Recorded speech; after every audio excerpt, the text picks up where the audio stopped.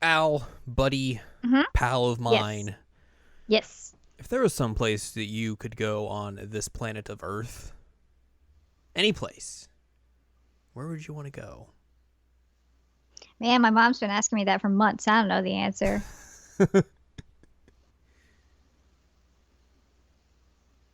Where would you go? The ocean. Just Hey, right that's in the not that middle of hard. it. Right in the middle of the ocean. No boat or anything. Just get eaten by some deep sea creature that we've never seen before. That guy just freaks me the out. No, me too. It does. Like the idea The that there's ocean's fucking the scariest place in the world. yeah, like there's like just creatures down there that are like we have no idea what the they are, and could just be So giant scary. monsters. Like that. It's so scary. That's why it scares me so much. The ocean is awful. I don't like it. I don't like it at all. Go back in your deep sea holes. Stay the away from me. So many like horror stories from like sailors and stuff, and like all the myths are because the ocean is a nightmare. True. The ocean is a nightmare.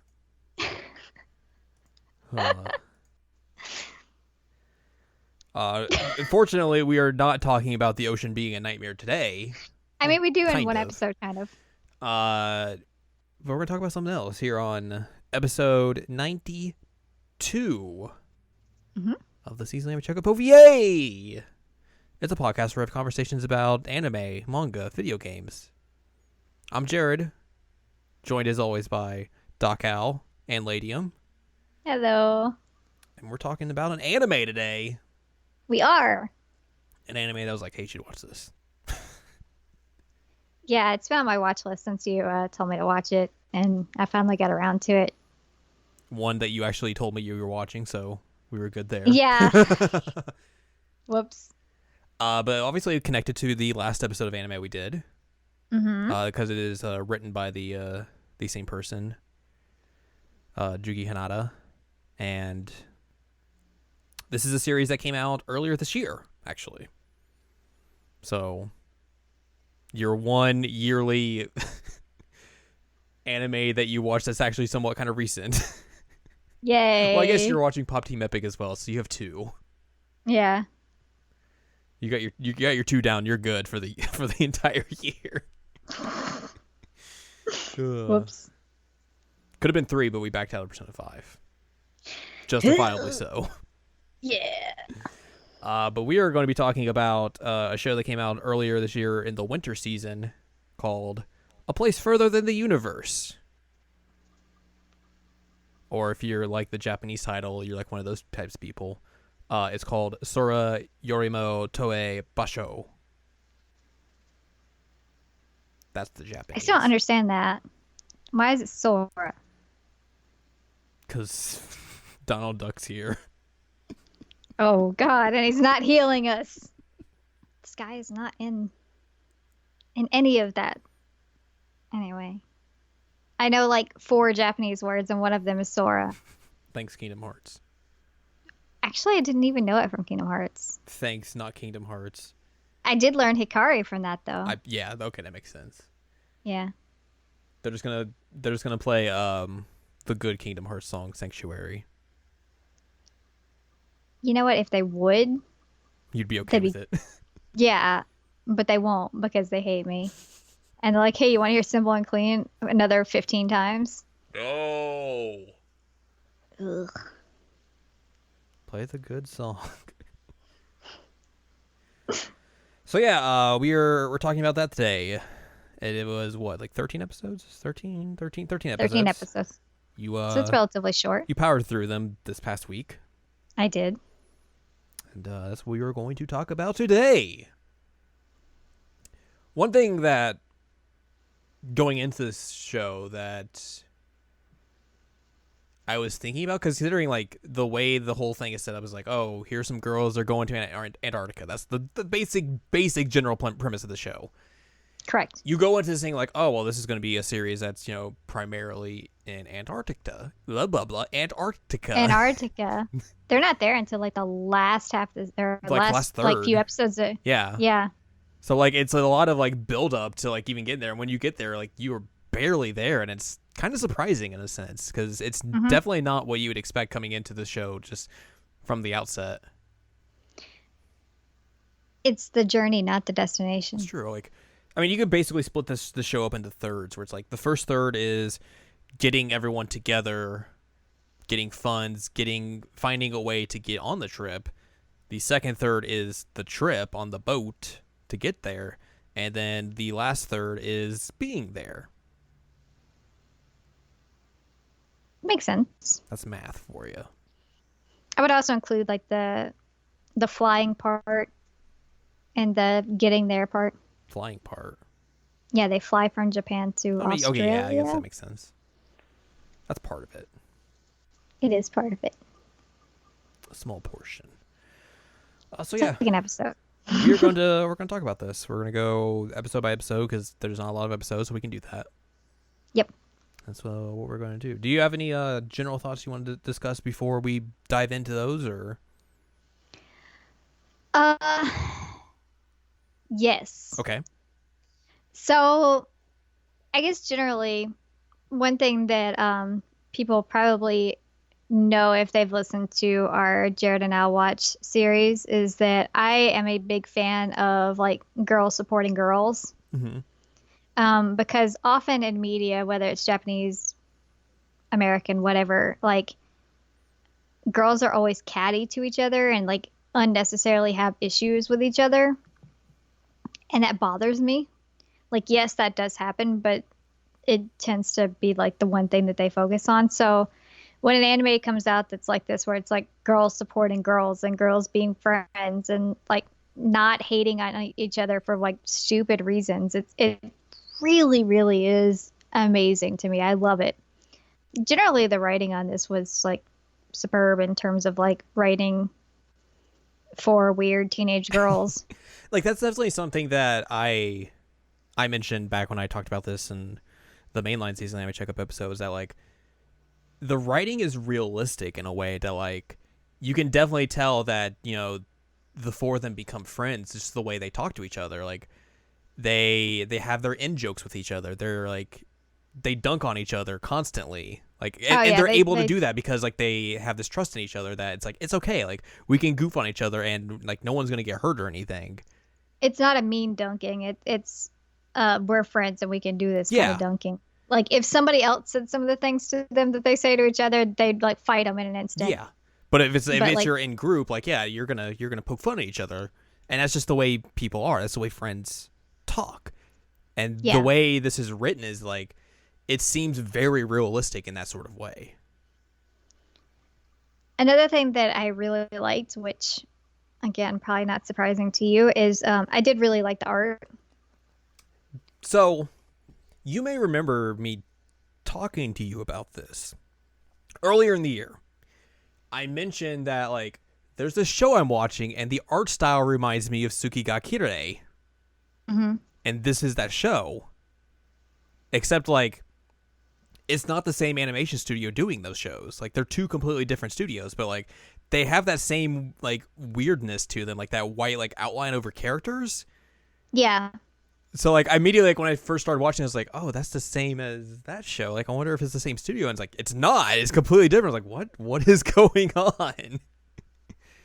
But yeah, the art. So anyway, the art I really, really liked, and they look different. Like the girls all look different. Yeah. And so that's also kind of unusual. Like they didn't really run into any instances of same face. And you can always distinctly tell like who the other person is. Like the long black hair girl, she has a name.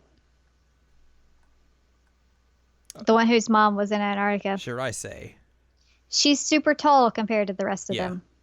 Like super tall. Like she has like obviously like she looks like her mom, but like she doesn't look like like anyone else in the entire like cast. Well, and even then, like she looks not exactly like her mom. Right, so, yeah. Like there's similarities, then, like, but it's not like it's just a direct copy. And I mean, there are several characters throughout this, and So I was very, very happy that there was a lack of same face going on, because that does tend to happen often. I also really enjoyed the opening and closings. They're very good. They are good. It just felt like more of an inspirational type thing.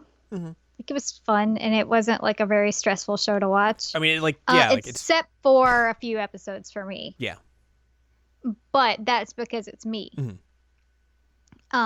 So I will put out a warning that if you are also dealing with parental death things, like, there are going to be a few rough episodes for you, but for the most part, it was calm. This series definitely goes into that, and like just the ways that, you know, how it affects like a child, how a child like just deals with that, and especially dealing with it head on, and all of those like sorts of ideas and stuff like those are definitely prominent in this series. Well, and even then, I'm an adult when it happened, and it still hit me in some feels. Yeah.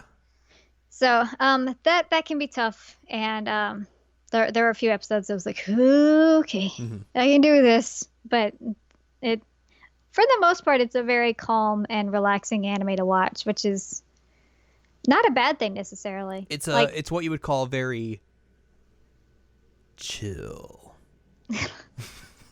God, good pun.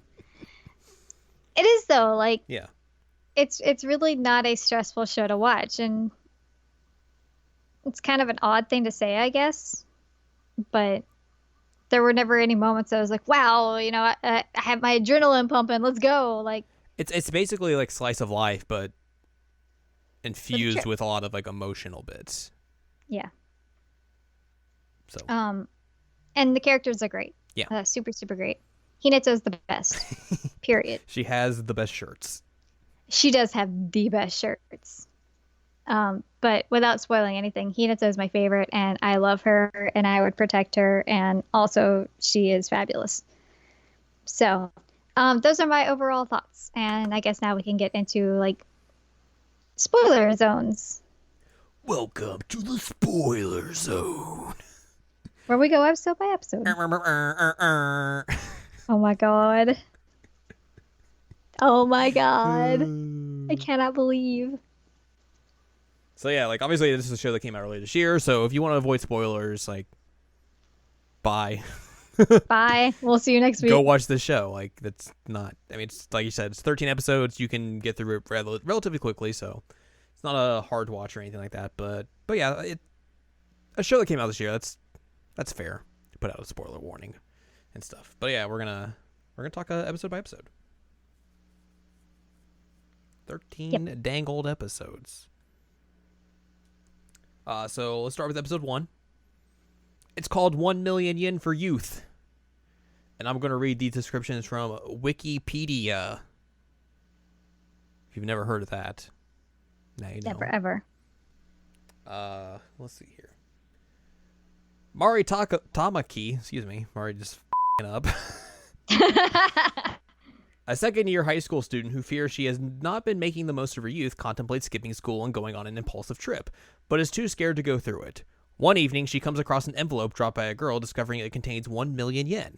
The next day, Mari finds the girl who had dropped the envelope, Shiraise Kobuchizawa, who had been saving up the money to travel to Antarctica and find her missing mother, Takako. Taking an interest into Antarctica herself, Mari decides to join Shiraise in her journey.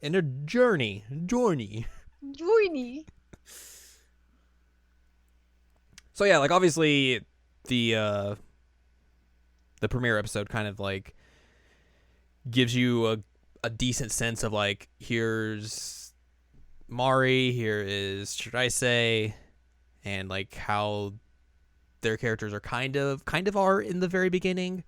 You learn that Kimari is like very aloof, kind of, and like she's feeling like, oh, I need to do something. Like, I gotta do something to capture the essence of youth. I need to go somewhere and do something like that. And then, like, her friend, what's her face? Megami, is just like, no, what are you doing? Stop. And then, obviously, you learn a little bit about, should I say here, about how people make fun of her because she wants to go on this trip to Antarctica. And she basically gains the nickname Antarctica from it. Yeah. And she's gathering all this money up so that she can go, and by hook or crook, she's going to go and do it. And nothing is going to stop her. And then obviously she loses her money. Mari picks it up, and then that's kind of how those two meet and hit it off. Yep. Yep. I didn't know if you wanted to add anything or not. No, I mean, like, yay summary. But no, it was a cool way to start it because I thought it was funny that Kamari, like, in this first episode at one point, she's like, I'm going to skip school. And then, like, completely backs out of it. And that really gives you a good, like, mindset of, like, all right, this is who we have as a protag. This is who she is. This is how she is. Like, if that's not the best way to set her up, I don't know what is.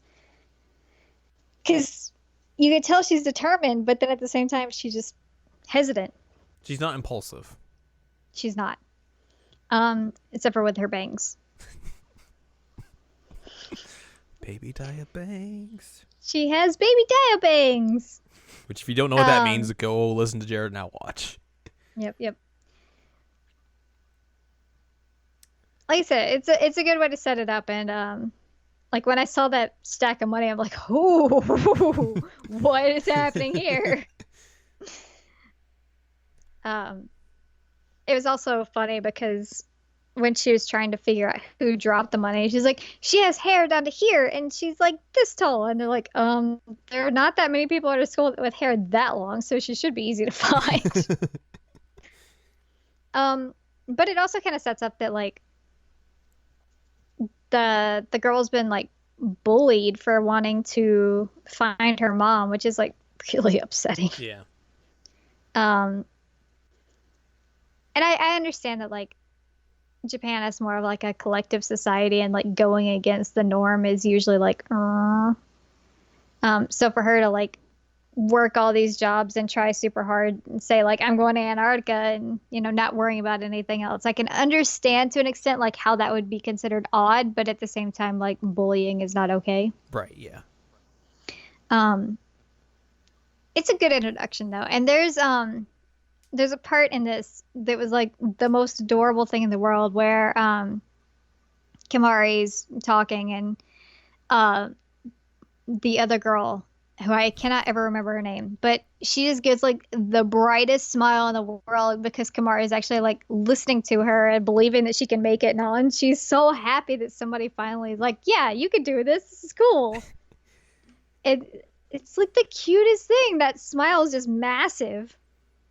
Obviously, like, if you listen to Jared Now Watch, you've heard us talk about another certain protagonist, but Kamari reminds me a lot of Chika. She does remind me a lot of Chika. I mean, obviously, like, they have, like, a similar look. In terms but of, they like, also have to say, like, let's make the most out of my youth. Mm-hmm. And they're very, like, driven and determined, and they are ride or die for their friends. Mm-hmm. Very, very supportive. Even, like, when they just meet them, they're like, you know what? Yeah, this is fine. Mm-hmm. Let's do it. But she's very ride or die too. So she's definitely Chika-esque. Yeah. Which is fine with me. Yeah, totally. Give us more Chikas. If you listen to that podcast, you will know how much we both are, like, Chika fans. Chika is a good girl. Yep. Oh, let's talk about the second episode. Okay. It is called Kabukicho Fremantle. Needing money for a flight to Fremantle, it's a place in Australia, where a civilian expedition towards Antarctica is scheduled to depart from, Mari begins working at a convenience store alongside co-worker Hinata Miyake. Having overheard Mari and Shiraise's conversations, Hinata also takes an interest in going to Antarctica and joins in on Shiraise's plan. Later, the girls go to Kabukicho, Tokyo, which, if you're a fan of the Yakuza games, that is the city they parody with Kamurocho. So it is, Jared, that's a sentence or a crossover I never thought I would encounter. The red light district of Shinjuku. Yep. I just want to see fan art now of, like, the girls in there, and then just Kiryu just walking by as well. Oh my god. That hasn't happened yet. I am very disappointed with the internet. Oh, man. But they go there to try and carry out a plan to sneak aboard the exhibition, only to get discovered by two of the team members, Kane Maekawa and Yumiko Samajima. Despite offering the money she had saved as sponsorship for the expedition, Shiraise is unable to convince Yumiko and Kane to let them come on the expedition, as they have their own plan to gather the funding needed. This is our introduction to Hinata. It is. She's so good. Which you don't really learn a lot about her, like, in the very beginning. Like, you know, like, through how she meets with Mari, with them being co-workers and stuff, like, you learn that, like, she's not in school for some reason. Why is she telling me where to go? That's why I don't talk to my phone. And that basically she's just like, sure, I'll go on this thing with you, whatever. Yeah, she's like, sure, all right, cool. I mean, you do find out that she doesn't go to school. Yeah. But that she's planning on taking entrance exams, that she has basically like a GED. Yeah, which was interesting, because I really hadn't heard of like the equivalent of a GED in Japan. Yeah, I don't know how that works in Japan, but she's like 16 and already has her high school diploma, so that's good for her. Mm-hmm. I love her. I love her so much. I think she is wonderful. She always has like these weird quotes she just attributes to herself. She does. She has like these quotes that are like supposed to be inspirational. Like, who says that? Watashi. Which is great later on when they're like, she keeps on doing that and there's like, oh, is that another one of your inspirational quotes? Mm-hmm. They're often really good quotes, though.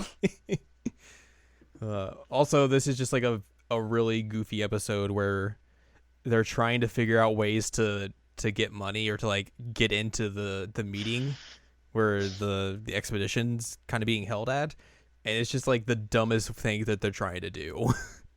Yeah, like the one thing that they do is they're trying to like seduce a male member of the team, and they're like, we can't do it, you've had boobs, go out there. And then like they push the one and she like bows to them. That one was pretty funny. The fact that they were like trying to figure out who had the biggest boobs of the group, even though like you couldn't tell because they weren't like dressed in a way that you could tell. And then like they eventually just get chased by the members of the expedition group. Which this made me think something about Hinata, and it turns out that I was right. I was pretty proud of myself. Because I was like, she can run. Mm-hmm. Because she ran in a very, very different way than the other two girls. And from like the adults. Which means like, hey, so, she probably has some sort of training in that. Right. I was like, she must have been on some kind of like track team or something, because you don't just run like that. Yeah. So I was pretty proud of myself. Also, I think you get like a brief introduction to Yuzuki here. Like they see her going into that meeting as well. Yeah. But they don't know like who it is or anything. It's like you just see her and like that's it. This is also the episode where like Kimari almost gets into like an escort job, right? Yeah.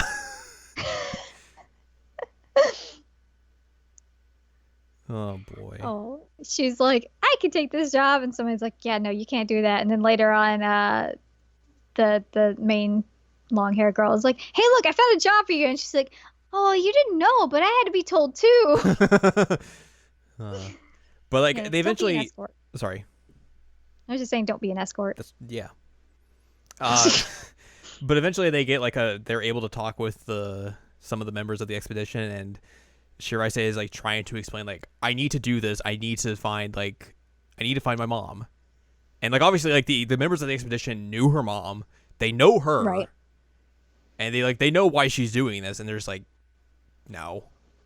We're not doing this. Like, we're not bringing on high schoolers to do this because that's such a huge liability risk, and it would cost a lot of money for all of you to come. And also, like, do you really have your head in the right place? Do you really want to go there?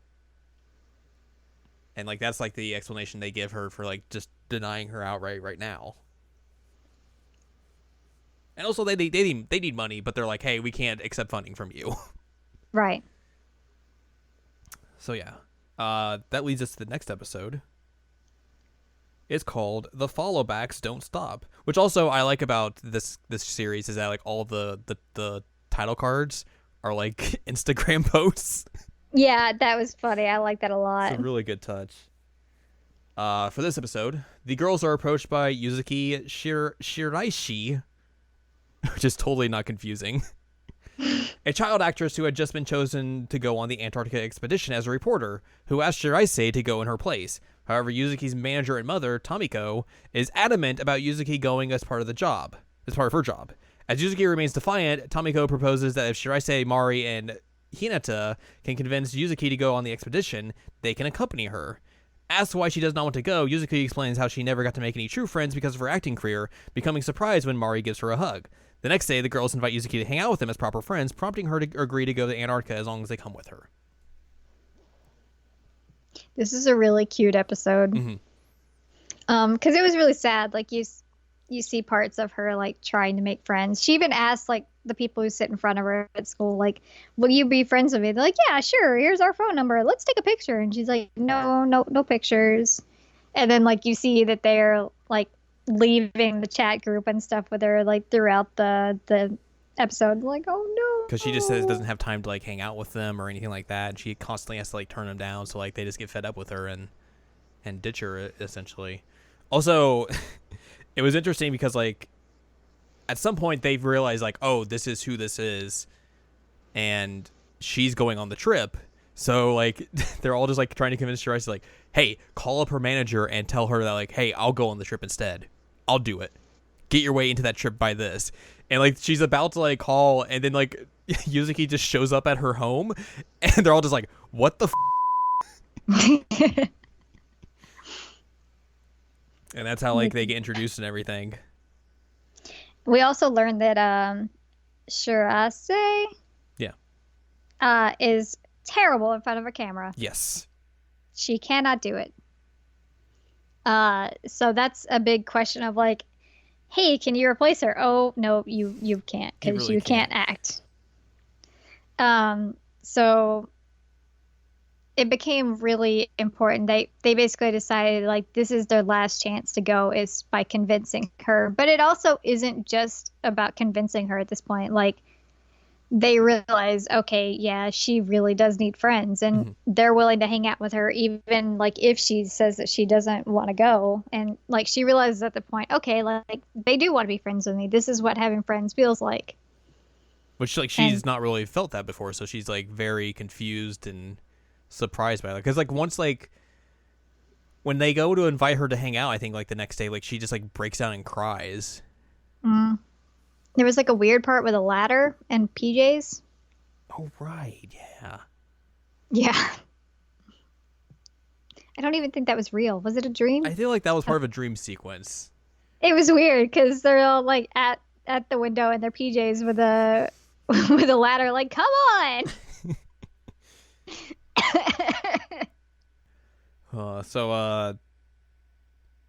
I guess we move on to episode 4. It's called 4 Caterpillars. This was cute. Mari gets in trouble with her mother after she fakes her signature on a permission slip and is tasked with passing all of her tests. With the threat of studies looming, Mari and the others head to a summer training camp for the expedition, where they meet the team captain, Gin Todo. The girls first take part in a route mapping exercise where they must determine a route and place flag markers down. While spending their first night in a tent, Shiraishi explains how Gin went with Takako on a previous Antarctica expedition that the latter did not come home from. Early the next morning, Mari comes across Gin, who shows her the sunrise and tells her what Takako was like. Is this the episode where Mari gets kicked out of her, like, almost gets kicked out of her home? And, like, her mom's very passive-aggressive to her? This is the one where her mom, like, has a spoon ladle is gonna, like, threaten her, and her dad comes out and he's like, hi, everybody, and then, like, sees the mom and then shuts the door and stays outside, and Mari's like, Dad, help me, like banging on the door, and he's like, I'm sorry. Because this is the thing, like the mom has bought like all this like good stuff that Mari likes, and she's like, oh right, this is awesome. Yeah. And then her mom's like, so what's this about this Antarctica trip? And Mari's like, Uh-oh. Yep. So she's like, it's bad when I find out from the neighbors that my daughter is going on this trip. And the whole permission slip thing was so that they could get off time in December from school. Right. So yeah, it doesn't go very well. But yeah, her dad just stayed outside and listened to the chaos. Which is also like the first time we see her dad in the entire series, I think. Yeah, that sounds about right. Yeah, because before that we'd just seen her mom. Mm-hmm. So, and this is also the only time we see her dad. I think we might see him like in a glimpse later, but maybe at the end when she comes back. I don't think he talks anymore though. I think that was like his only line. Yeah, I think he's just there. He's just the dad. Just there. But yeah, so the training trip is also funny, which is where the 4 caterpillars thing comes from, because their sleeping bags make them look like caterpillars. Because they're trying really, really hard to do a good job and get the flags right and all. And the main expedition lady's like, wow, they're really off track. And then the other one's like, well, they're doing better than I did my first time. But I mean, they were trying so hard to get it right. And because they don't want to be like liabilities. Right. And there's like a bonding moment at one point with Mari and the head of the expedition, like looking at the sunrise or sunset, one of the sun versions. The sun in one of its phases. I don't remember if it was sunrise or sunset, but they have like a moment. Kind of like cements the whole thing of them going. Even if they didn't get the flags right. All right. Let's talk about episode 5. All right. Dear my friend. As the Antarctica expedition draws nearer, Mari's childhood friend Megami starts to act jealous toward her. On the day before the expedition, Megami tells Mari that people have been spreading rumors of her, only for Shiraise and Hinata to show up and take her to karaoke to blow off some steam. Afterwards, Mari tells Megami of how she wanted to become strong so she would not have to rely on her all the time. The next day, Megami reveals she had been the one spreading bad rumors about Mari and Shiraise, realizing she had been dependent on Mari relying on her.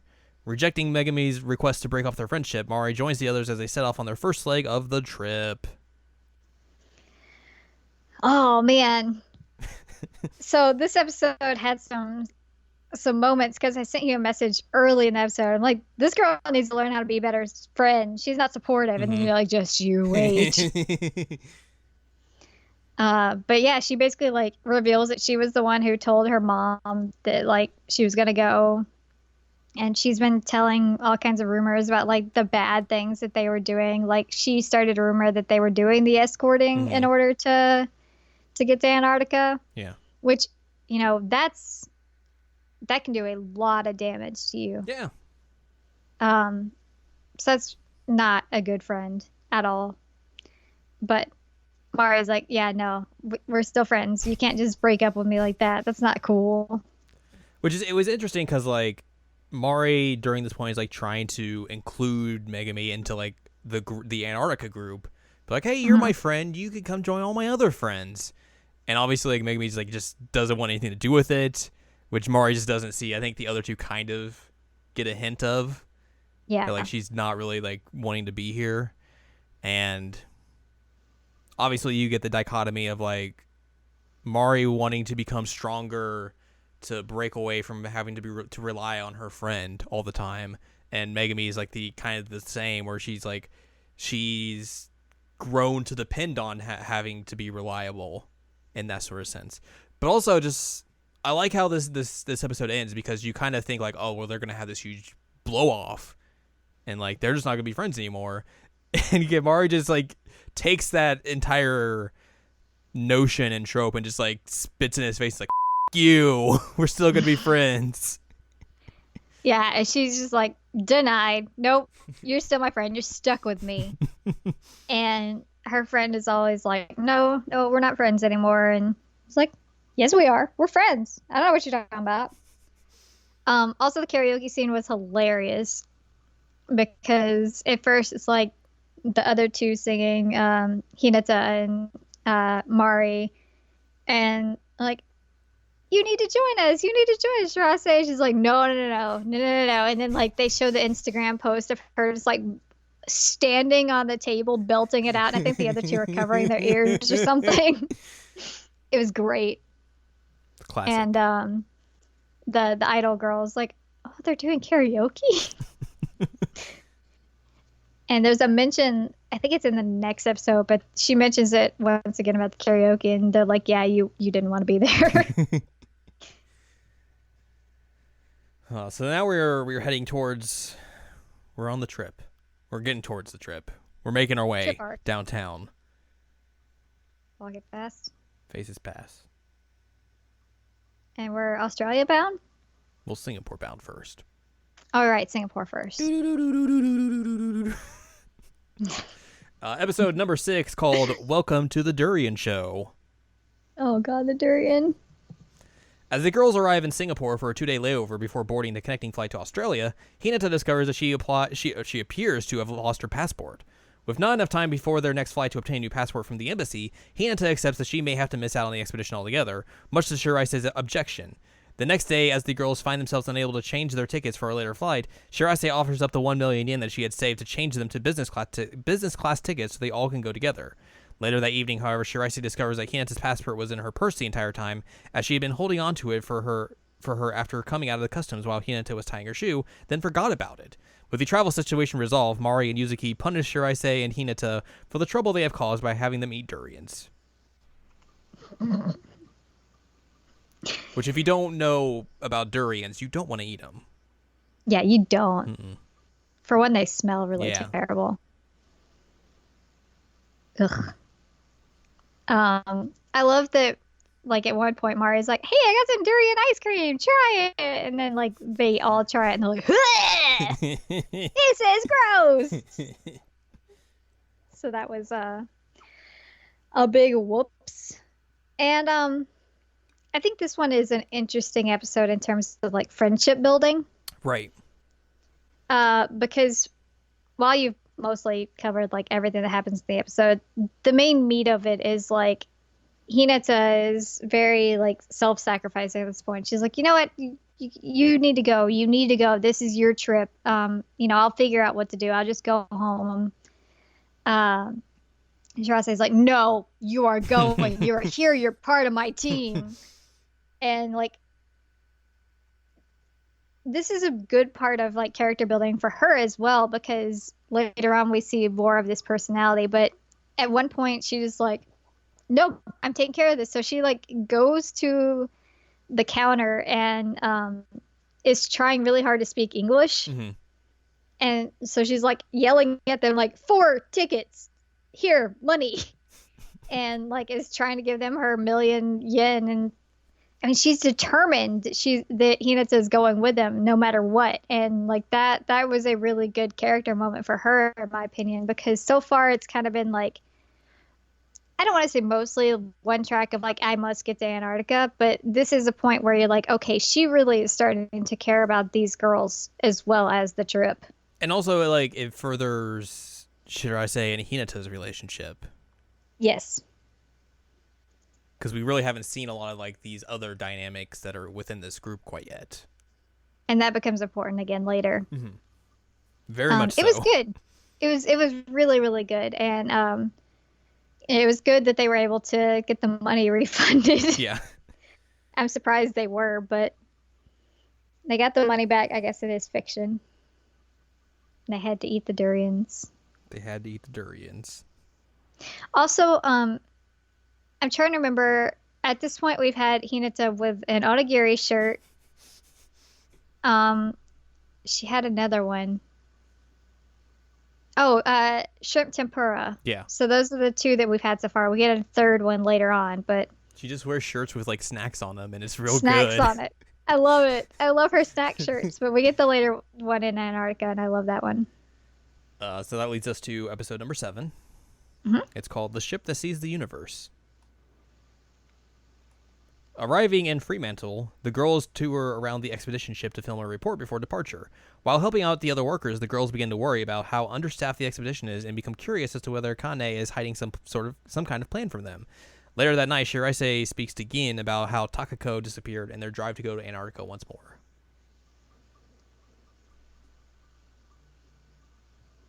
It's a very tiny explanation of that episode.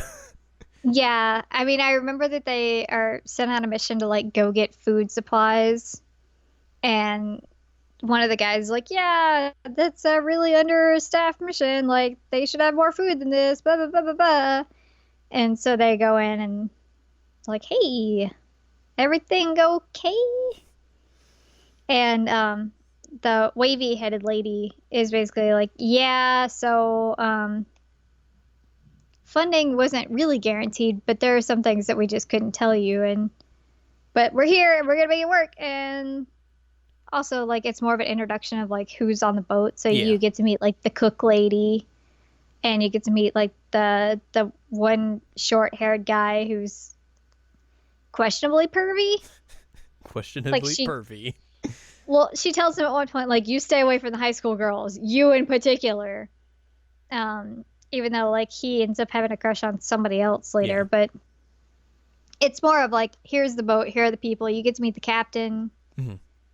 So it's kind of like a transition episode. And I think at some point, either it's this episode or before that, like they talk about how there hasn't been an expedition in quite a while, so getting the funding to actually go back and do all this is a lot of money. So they are very understaffed because, people just aren't signing up to go, and obviously supplies are going to be limited because you aren't getting as much funding as perhaps the last time you went, and there's not as many people to help. So like everyone on this ship has to like pull their weight, contribute. Yeah.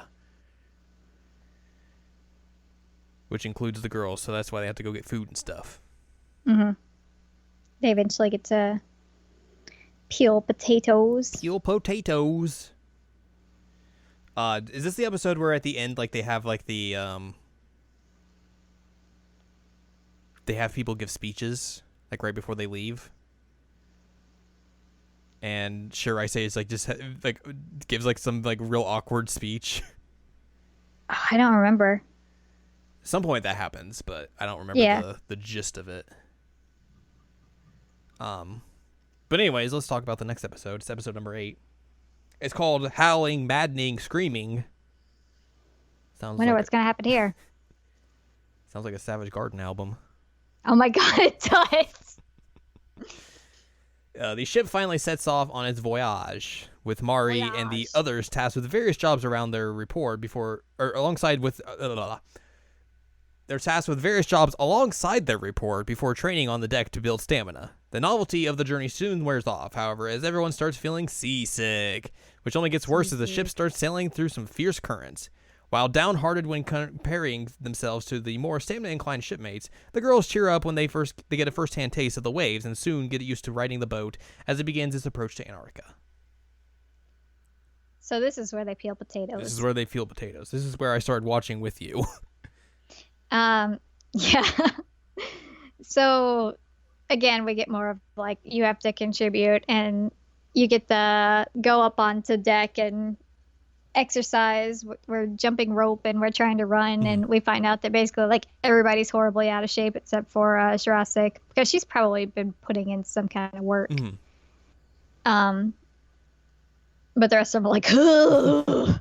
Like at one point, like they're about to go run, and Kimari's like, "Let's do this, yeah!" And she just like bolts off running, and the others are just like, "That was a terrible idea."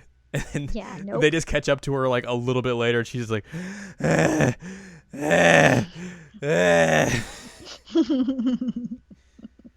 completely out of breath. Yeah. A lot of this episode is them like puking. Yeah, just getting acclimated to the sea life, and then they just get like horrifically seasick because one of the older ladies comes in and is like, "Hey, have you guys been taking your anti-seasick medicine?" They're like, "You're supposed to keep taking it." It's like, yeah, it's medicine. Yep. they end up like bolting their stuff to the wall because she's like, yeah, there's like the 40, 50, 60, which I think is like angles or Yeah, something. degrees. Yeah. And they're like, huh, I wonder what that could be. Oh, we're falling off the bed.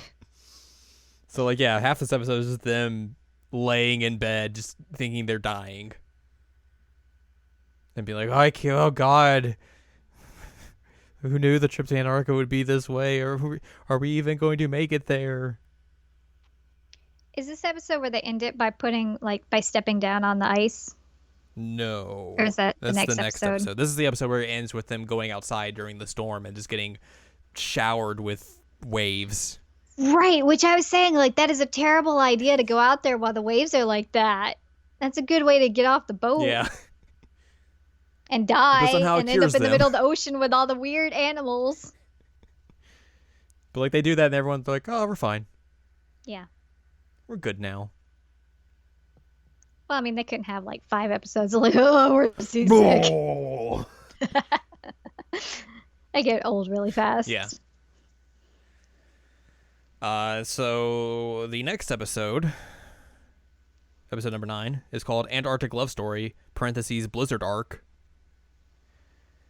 Oh, this is the one where the guy says he has a crush. Yeah, and you were like, excuse me?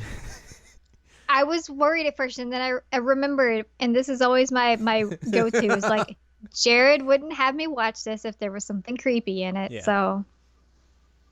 I realized very quickly that he wasn't gonna have a crush on the high school girls. Luckily, yeah, it's a bait and switch on you because like they have like we'll get to the episode summary here in a second, but like they have like one of the older guys come up to Shiraise and he's like, "I'm in love," and she's like, "What?" And then it goes to the opening credits, and then afterwards they're like, "Oh, you're in love with this person." Yeah. All right. So one of the crewmates, Toshio Zaizen, reveals that he has fallen in love with Gin, asking Shiraise for any information about her. Feeling that it might spice up their report, the girls decide to interview Gin to see if they can learn anything about her love life. Later, Gin, who has been worried that Shiraise hates her after Takako disappeared, speaks with Shiraise, who is herself conflicted about how to feel. Just then, the ship is forced to break through a large sheet of ice standing in its path, during which Gin recalls the last transmission she received from Takako. As Toshio ends up giving up on his crush, the girls finally set foot on dry land. Okay, it's not really dry land, but that's icy fine. land. It's icy land. And ice is water, just in a solidified form. So yeah, this episode is more about learning the dynamic between Shiraise and like the expedition leader, because like we knew that they were acquainted, but we find out more that like she was really good friends with her mom, and that she was the one who got the last transmission from her mom, and she holds like a lot of guilt and like is afraid of how Shiraise thinks of her. And also like you also see like these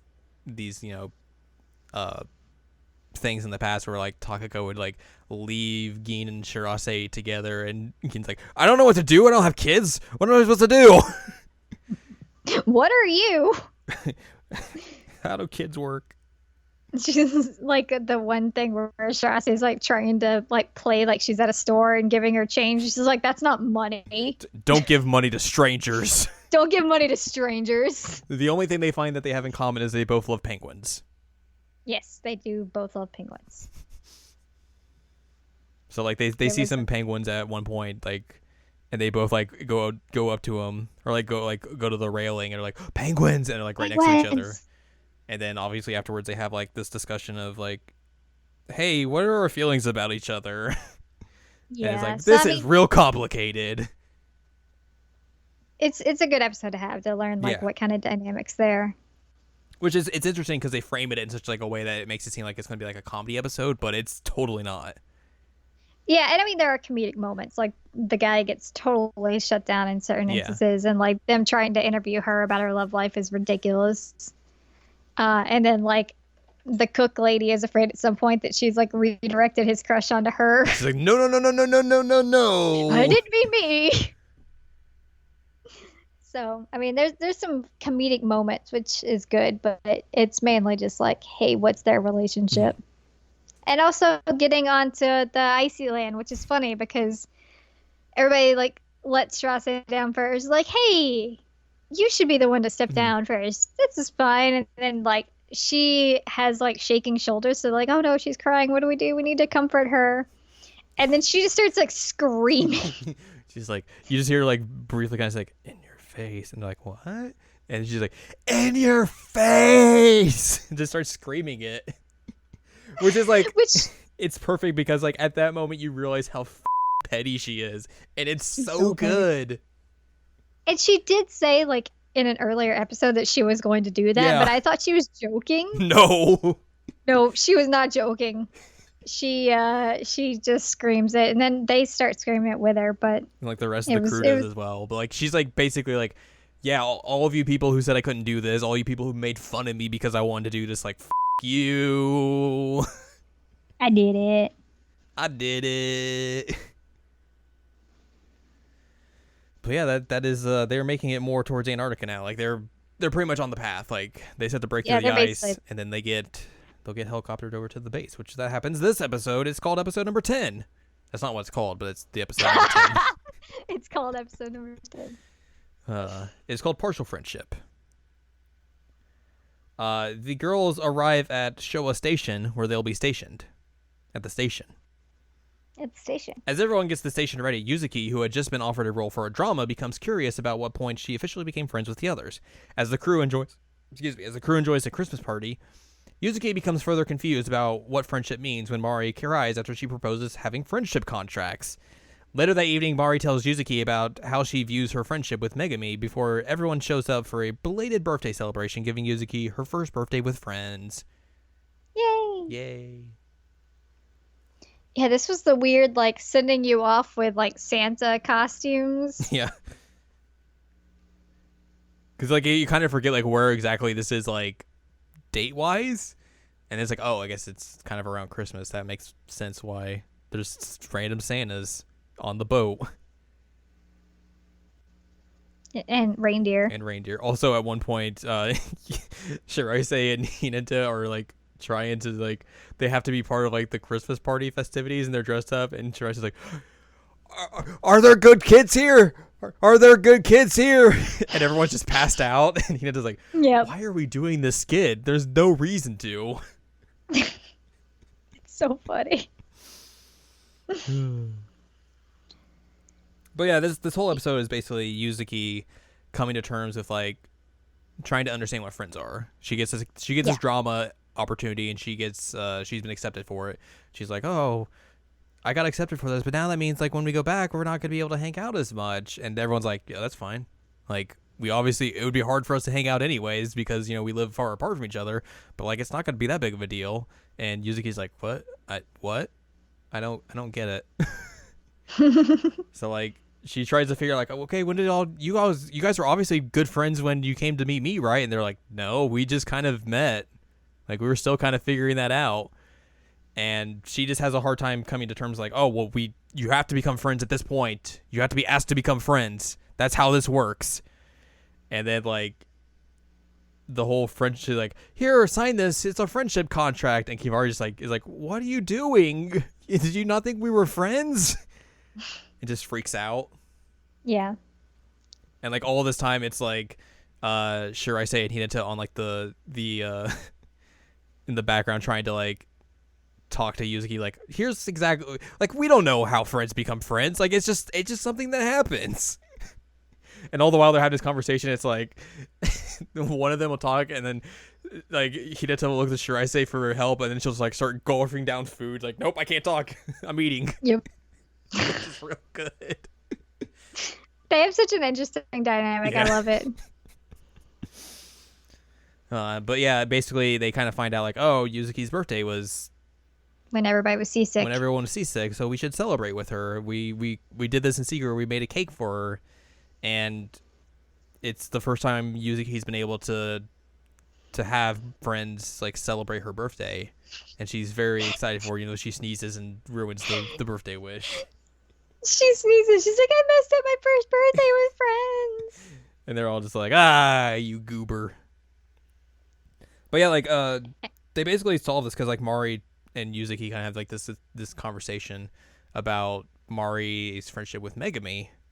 Mm-hmm. And, like, she's like, Mari's like, yeah, like, we had this kind of bad send off, falling out when I left, and like I still talk to her, like I still send her texts and everything, like, hey, I'm here, I'm sending you pictures of this stuff, and like sometimes she responds, sometimes it takes her a while, sometimes she just reads it, but I know like even if she just reads that message, like that's a way of us communicating with each other, and like it kind of pushes forth like the notion that like friendship is a very weird thing.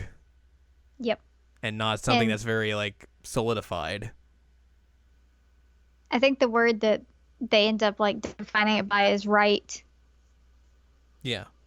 Because they're just like right in the texts. Right. Which, can you imagine those phone bills? A lot of money. God, texting from Antarctica gotta be crazy. I mean, at least they have Wi-Fi in the station, so. That's true. That helps. Which I think, like, that was the only time they could text, because, like, they didn't have reception on the boat, obviously. Right. And the only time they got, like, actual, like, messages was, like, when they got to the station, and everyone was like, oh, well, I think Yuzuki was like, oh, I got an email. They're like, yeah, we have Wi-Fi here, so that would be why. That makes sense. So before that, it would have been like Mari texting her from Australia. Would probably been the last thing. Still probably expensive. Oh, yeah. Maybe not as bad. Yeah. That leads us to episode number 11. Bless you. I sneezed. You did. You ruined your birthday with friends. I did. So episode 11 is probably my favorite episode of this series. Oh, this was such a good episode. And it was the episode that I was like, I mentioned to you, I was like, hey, when you watch this episode, like, tell me, because it's real good. Yeah, it was a good episode. It's probably my favorite too. Yeah. It's called Bash That Drum Can. As the girls receive video messages from their friends and family, Hinata acts strangely when some old acquaintances of hers call, after which Shiraise spots her letting out her frustrations in private. Concerned about Hinata, Shiraise gets caught looking at an email sent by Hinata's former teammates in the track club. Hinata explains that because of her talent, she was looked down upon by the third-year members, who then spread bad rumors that led Hinata to quit school. While on a mission to set up solar panels and satellite markers, Shiraise manages to give Hinata some comfort over her dilemma.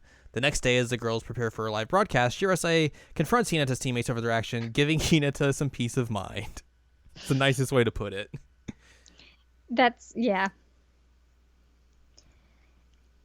But yeah, like it's a real interesting way to give Hinata finally some backstory. Because before this, she really didn't know much about like why did she quit school? Why did she come on this journey with everyone? And with this, you get like a good explanation of exactly all of that. So like, and it's also it's goofy because it starts off with you see Kimari with like just a giant tan mark on her face. That was funny. She's like trying to figure out how to get it gone for the broadcast. And like her family shows up and like she's on camera and they start laughing at her. She's like, "Oh no, they're gonna spread it all over social media." It's so funny. And then like, so she's dealing with that the whole episode. And then these people who knew Hinata show up and they're like, "Oh, we have some people who's here to talk to Hinata," and she's like, "What?" And she sees them and like just immediately covers the camera, like, "Oh, I gotta go." And Shiraise's like, "That's weird." So she comes outside to see Hinata out there like kicking the stove, yelling off. Mm-hmm. And it's just like super, super mad in a way you haven't seen before. And Shiraise's like, "Oh God." So she gets worried about her and like stumbles upon like this email that the teammates had sent her trying to apologize for what had happened, which obviously Shiraise doesn't know about. And then the others come in while she's doing that, and Hinata gets real mad that Shiraise looked at that email, and then eventually opens up to everyone's like, you know, I was in the track team, I was selected to go do like regionals or whatever, something like that. And basically all the third years didn't want that. They wanted them to be the representatives, not someone like me. And you hear like the third years like talking like, oh, didn't you like try and keep her in line? Like, why are you letting her do this? And Hinata overhears it, and like you just see her walking away, and then she kind of talks about how that eventually led her to just dropping out of school, and the reason she wanted to come out here was like she could get away from everything. Like no one would know her.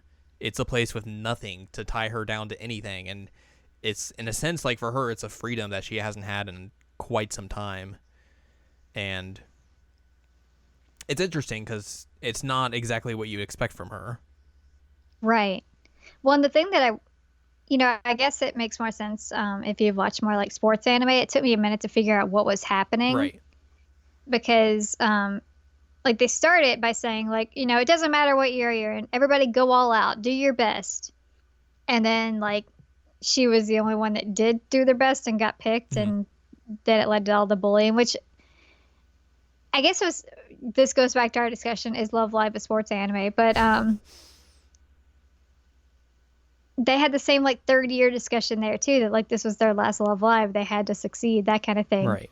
And it was kind of that there, but like they had led her to believe that she could do, like she should try her best, and it ended up with them like hating her. Like there's a lot of tropes in sports manga and anime where, you'll have the third years who are like this established brand, and like maybe they're not, there's like the younger kids are better than them, like they have more talent than them, and the third years will come to resent those other players or teammates or whatever.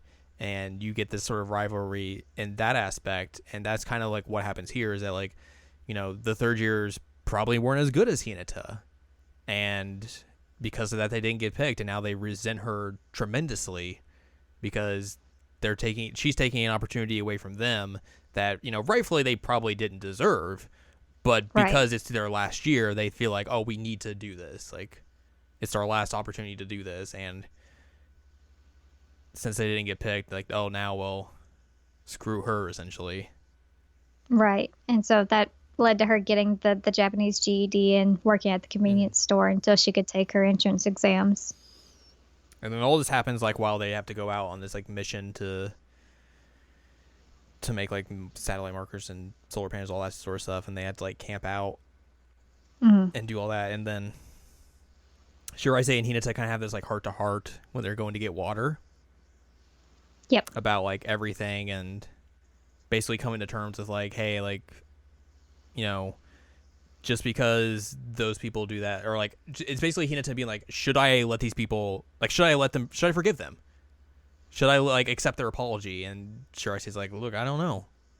Like that's for you to decide, but like I don't think it's as cut and dry as like you should or you shouldn't.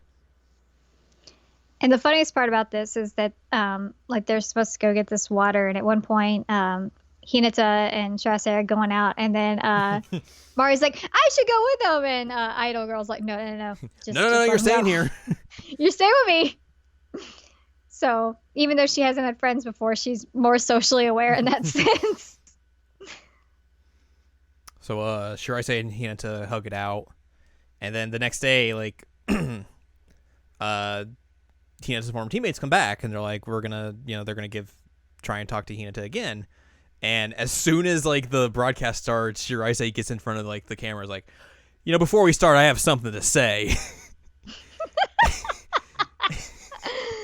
And she just like she goes immediately to Hinata's teammate, and she's like, hey, I hear you want to have some sort of like apology, you want to have forgiveness happen. Well, you know what, like, for what you did to her, nice. That's not going to happen. Like, I'm not like Hinata. I'm not a nice person. So here, let me spell this out to you. F*** off.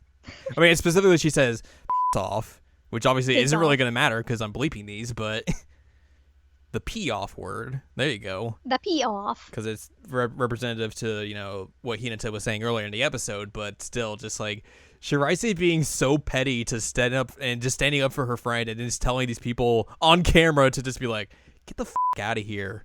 Like, during the New Year's broadcast for their show. It's so good. Girls protecting girls. Girls being good friends. I love it. God, I remember watching that the first time just being like, this is the best. Like, holy Like, I love that she even says, like, I'm not a nice Yeah. person, so I'm gonna say this. like that is top tier petty moments. It was good, but like the bonding episodes that we had like earlier with Hinata and Shirase were necessary. Yeah, for this exactly. to work. Like if you don't have those, like this is like it's still good, but it's not gonna be as impactful or meaningful if you don't have those previous episodes. So Oh man, I love this episode. I thought it was so good, and Hinata's like so happy. she just like breaks down. I remember like you after we watched this, you just texted me like, "Girls protected girls, I love it." I do. I love girls protecting girls. I was like, "Yep." Well, because you kind of have like the trope going on there, like girls being like mean and petty to each other and stuff within the track team made her drop out of school, and so like this is completely turning that trope on its head. Like she's been through this before, so instead of us being like that, you know what? I'm gonna fight these guys. Shirase just proving how ride or die she is. She's like, "You want to with my friends? I will with you." Yeah, like I'm not scared to fight you. I don't know, you guys. I don't have to be nice. It's awesome. Oh, it's so good. Like it's hard not to think that like that's the moment of the year so far.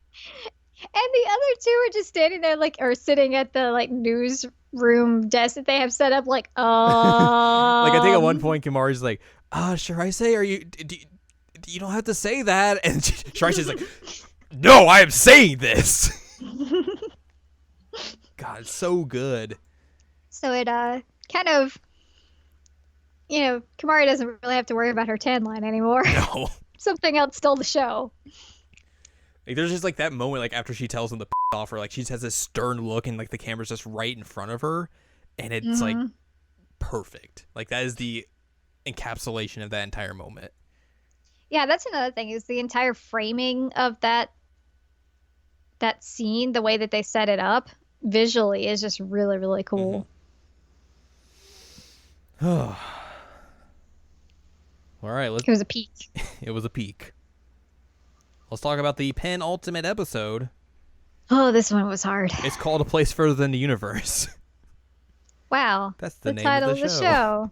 Usually you save that for the last episode. Usually you do. Yeah. Yeah, this is a rough episode. Yeah, it is. It was really rough.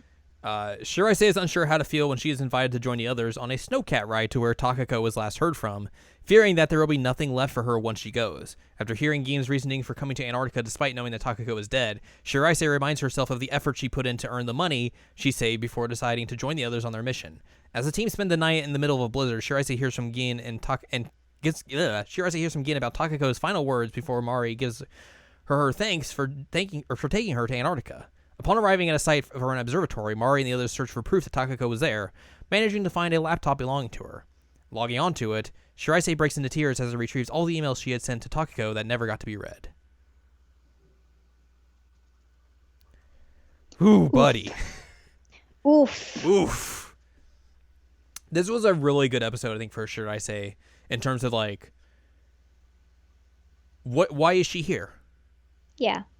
And it's interesting because, throughout the entirety of the series so far, it's been, I gotta get here because my mom was here. I gotta get here because my mom was here. I gotta And then she has this opportunity to go where her mom was lost, and she's like, no.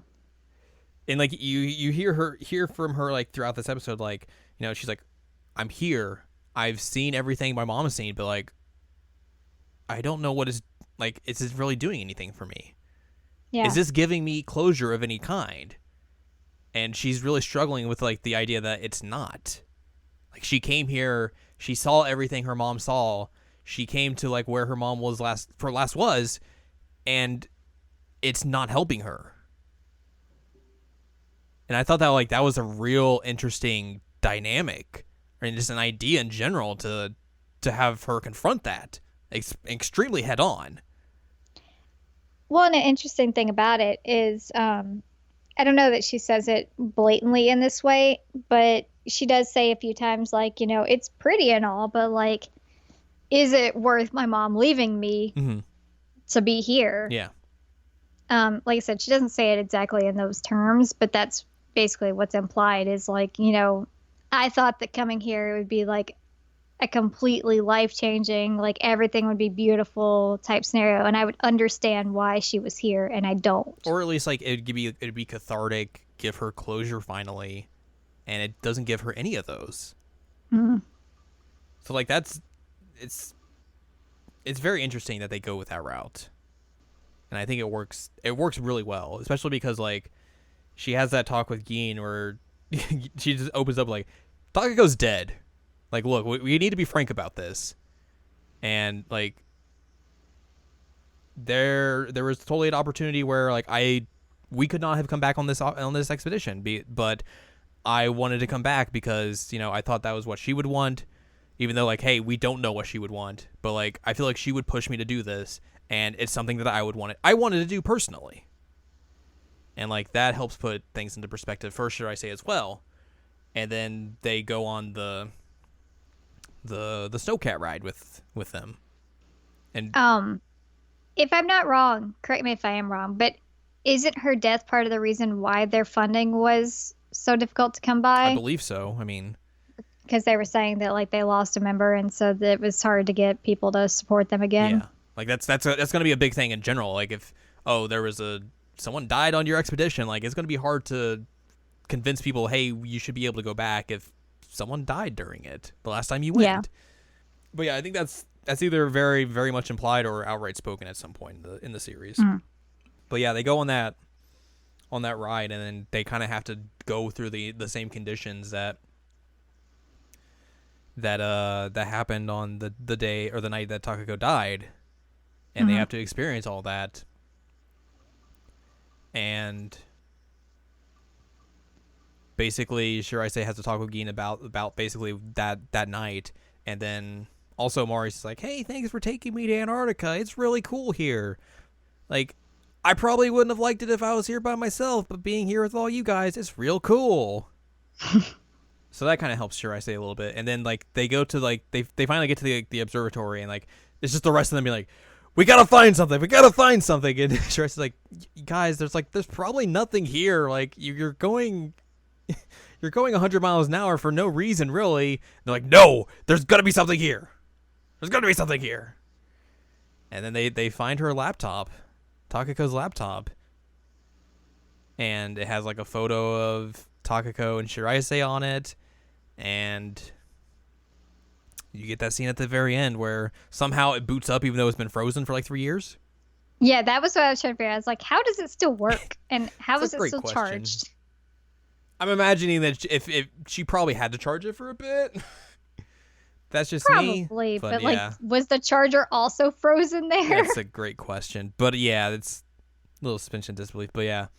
Yeah. You get that moment where like she has to put in the password, and she like fails the first time, and then like sees the picture, and like I guess puts in her birth date or something. It's kind of like what we were figuring, and she's able to log in and goes to like the emails, and then like clicks on like just refresh to find new emails, and then like she just gets like all these emails coming in from her that she had sent her mom over the years, and it's just like 1,000 emails or something like that that just come in, and she just breaks down then and there.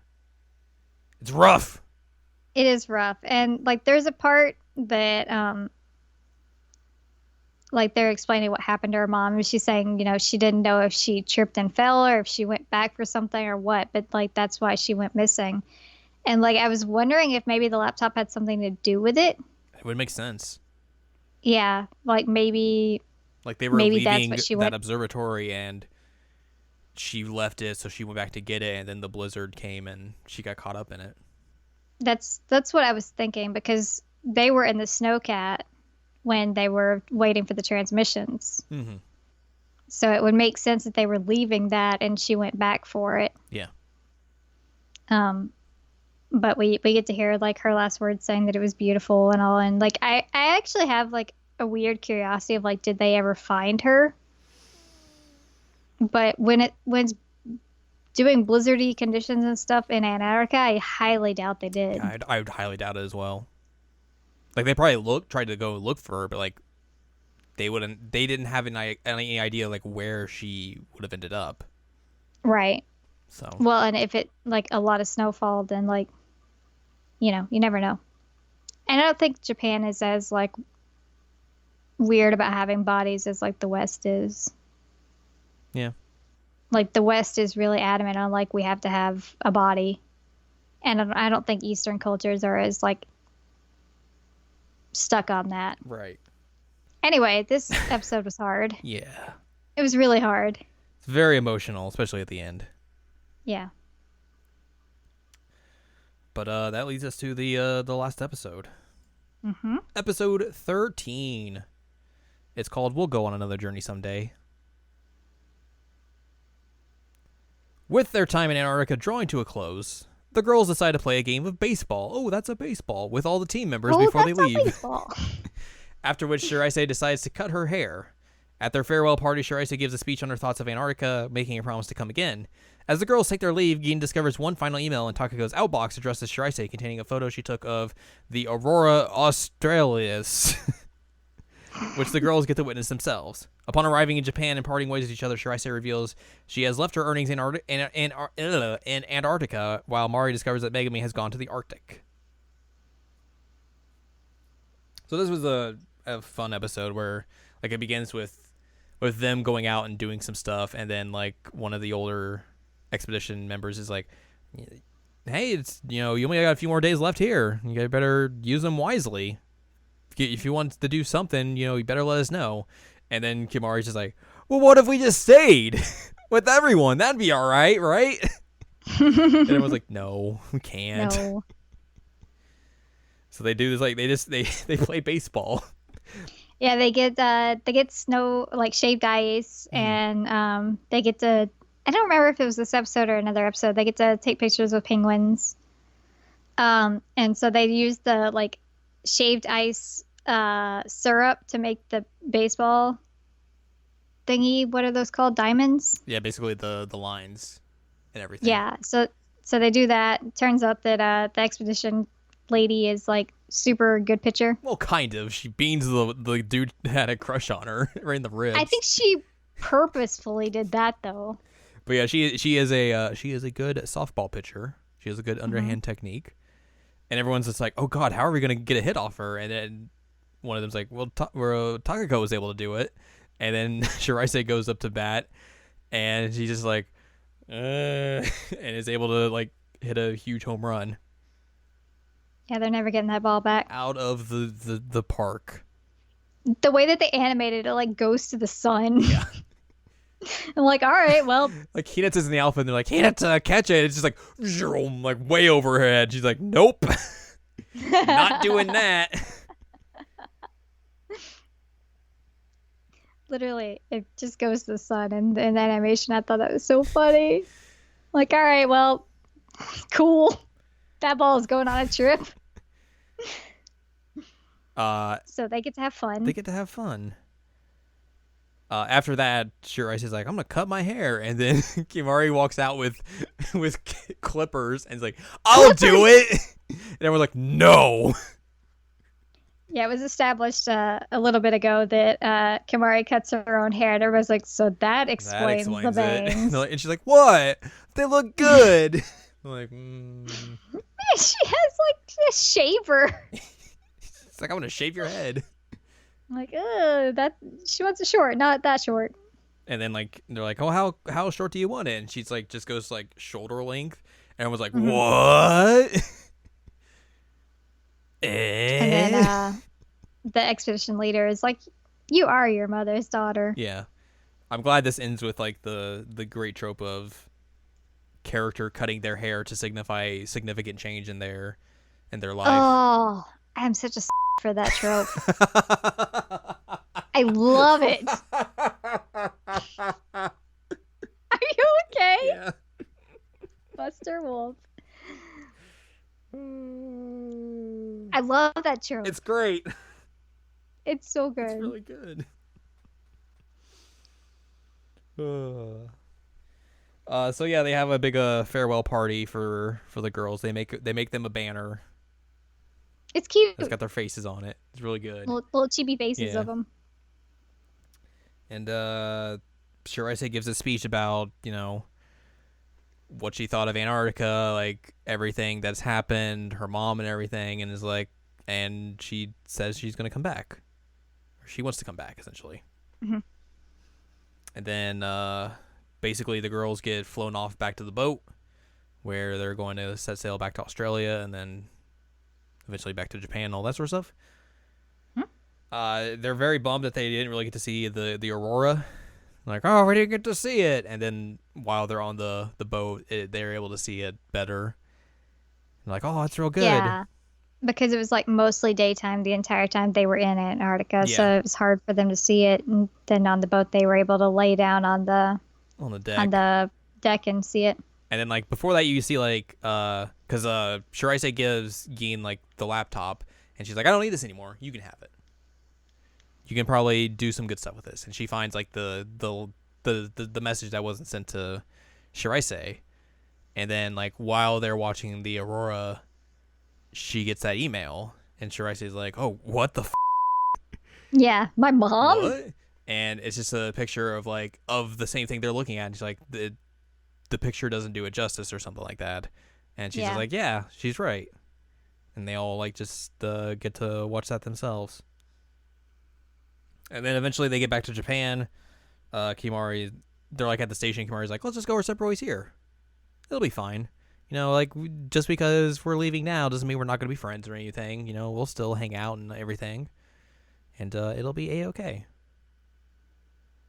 So basically you get to see everyone kind of go back to where they were. Like Kimari has like a welcoming party with her family. We're very excited to see her. Hinata brings a ship for like the manager of the convenience store. Yep. It's like, here you go. Because like, I guess there was like this like little collage of Antarctica stuff on the front of the store. Shiraise goes back home and like, I guess prays at like her mother's like little tribute thingy in her house. Like a memorial type that thing. Yuzuki goes back to her mom, who was like real happy to see her hat falls off. And basically the end of the series is Kimari like kind of going back to her room and laying in bed, and she gets a message from like she texts Megami like, hey, I'm back in Japan. And Megami texts back like, oh, that's a shame, I'm in the Arctic. Sends a picture. Yeah. And she's like, what? Also, there was a shot, and I don't remember where it was, when they're like, hey, at least you had the million yen. Yeah. She's like, yeah, about that. And it shows like where they found the laptop. She left basically froze her gloves and then put the money there, and it says like treasure or something on it. And they're like, what? And they're like, why would you do that? Which, I mean, solid question, but I think probably what it was is that she accomplished what she wanted to accomplish. Yeah. But also, like, 1 million yen is a lot of money. A lot of money. Yeah, I don't know about that. Maybe she'll grab it back in one of her future trips. There you go. He's like, you know what? I'm kind of hurting for money. I'm just gonna go back there and grab this. Yeah. But yeah, that's how the series ends. It was really, really good. Yeah. I very much enjoyed it. I'm glad you liked it. I did. Also, hey, I watched what the frickin' name is that other anime? What the frickin' name of the other anime? I watched that one when it was simulcast.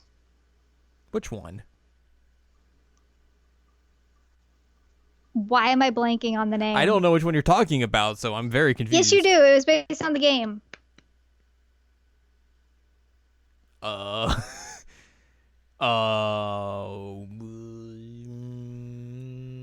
Caligula. Yes, Caligula. Okay, I watched that one too. So you've watched 3. I have watched 3 that are you are over budget. Current. Wow. Look at me go. Look at you go. But yeah, that's a place further than the universe. It's a place that's further than the universe. It was awesome. It was really, really good. It had some hurty moments, but overall, I really, really enjoyed it. Good. Good. And basically, like, if you don't have friends that are ride or die like this, or like Chica, then like, you don't have real friends. That's all I'm saying. True. I mean, after this recording, I'm gonna be submitting my friendship contract to you. My attorney and my notary have looked it over. They have signed it, stamped it. They're ready to sign, seal, and deliver. We've been friends for years, dude. Years. That would be very awkward. Be like, hey, you want to do a friendship contract now? If you don't think that I would fight any of your friends who are being mean to you, you don't know me. That's true. And vice versa. I would fight them. They have like this tiny person come up and I'm like, what the heck, man? They're like, you realize you are small, right? Like, yes, I know. Small but fight you even harder now. Point out my height. It was awesome though. I'm glad you made me watch it. Heck yeah. One more down on my my watch list on Verve. The watch list keeps whittling away. Yeah, it does, but there's also like a lot of other stuff on there, so that's true. I'm not gonna run out of content anytime soon. Yeah. It's just a matter of me like getting to it. That's also true. Ugh. All right, well, I think that's going to wrap this episode up then. Mm-hmm. So, if you would like more from us, go to seasonalcheckup.com or sac.cool, where you can find past episodes of this podcast and other podcasts like the aforementioned Seasonal Checkup and Jared Now Watch podcast, which we mentioned both in this episode. Wow, look at us. Look at us. Dual branding. Try branding. Oh, try branding. There's also columns and reviews on the site as well. If you want to follow Ann Ladium, go to annladium.com. She's got columns and reviews. You can follow us on Twitter, twitter.com/animecheckup. That's where we do Twitter. And you can support us on Patreon, patreon.com/SACOVA. Next week, we have not even thought about. No. So I couldn't tell you what we're going to talk about. No, but, things happen. Also, I'll have to come up with something like before Friday because I'm going to lose myself on Friday. Oh, right. Right. I mean, depending on when I finish it, we might could talk about that. Yeah, we might open up the grab bag. Yeah. So there's a possibility for that. We'll see. But look forward to something next week. It'll be great. It will happen. It will be great. It's always great. But until then, watch out for Antarctica. And penguins. They're smelly but good. Smelly but good.